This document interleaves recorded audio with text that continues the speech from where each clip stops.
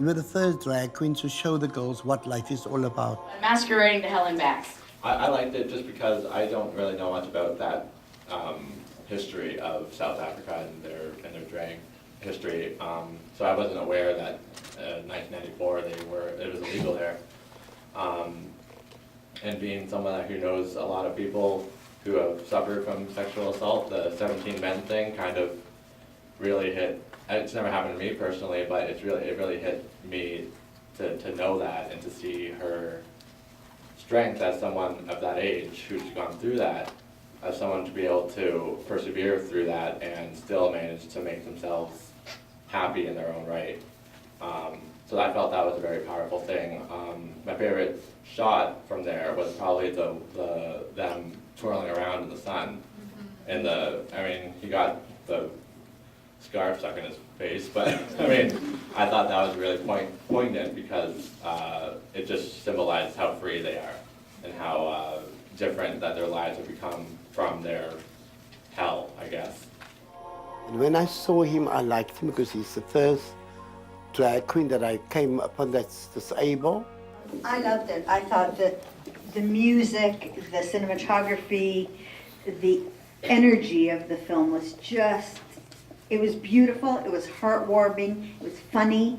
I thought it was extremely well done in general, I mean in terms of a, more professional level. And it was intimate and self-deprecating and sort of documentary interesting at the same time as it was sort of a slice of life. And interesting too because they weren't specific in their description of gender. Sometimes she'd be she, sometimes he, and they called each other both she and he. And when he was talking about the rape, said, if I were a real woman, I would have killed myself, which I thought was very, very interesting.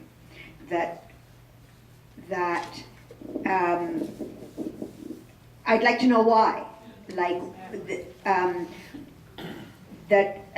The thought of 17, being raped by one person is bad enough. 17, it's just horrifyingly horrific. But what was that strength that, you never know what you would have done if you were a woman, but where did that thinking process come from? It was interesting for me. But I thought it was a wonderful, wonderful film and should be shown lots. The rape thing was very disturbing. That line stuck out to me because she's kind of implying that women are weaker. So then you would have killed yourself, right? But because I'm a man, I didn't. That's how I read that. Yeah, 3 points. Definitely sort of concur with everybody that's raised the idea of, if I was a woman, that was something that really struck me as well. So I'd love to ask the person what he meant by that or she meant by that. A couple things. Patricia DeLille, I don't know if anybody noticed, that is actually the mayor of Cape Town. So that little reference was a reference to somebody who is the mayor.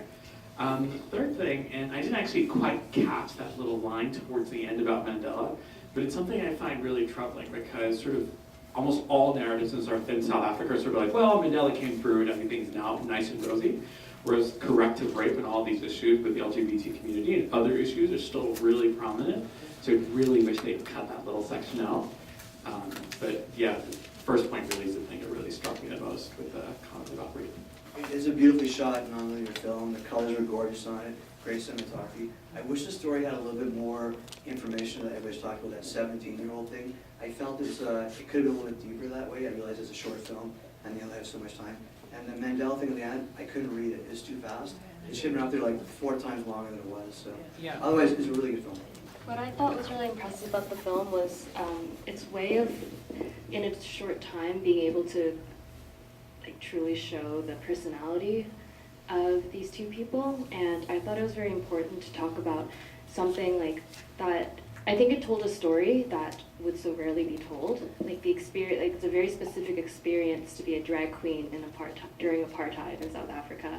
And I thought what was really beautiful about the film was the kind of solidarity they found with each other, even if they were two very rare people, rare types of people. They still managed to find each other, and I think that has a lot to do with the solidarity queer people just finding each other, and the fact that they continue to be friends and have been for over 30 years, and to show like the extent of their friendship, what they've been through, like the differences in their personality and even where they disagree.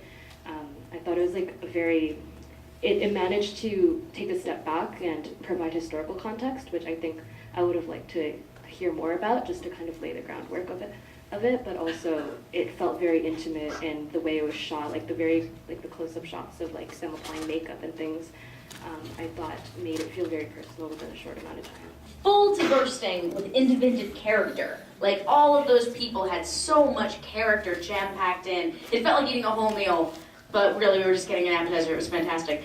And there was an amazing amount of intimacy brought into the world of the feminine, which they walk around. The close-ups of these shoes, these beautiful, gorgeous, ornate shoes. The legs, oh my God. I was so envious of some of these beautiful people walking up and down this runway. It was an incredible look into a world that we so often don't get to see. So it's fantastic.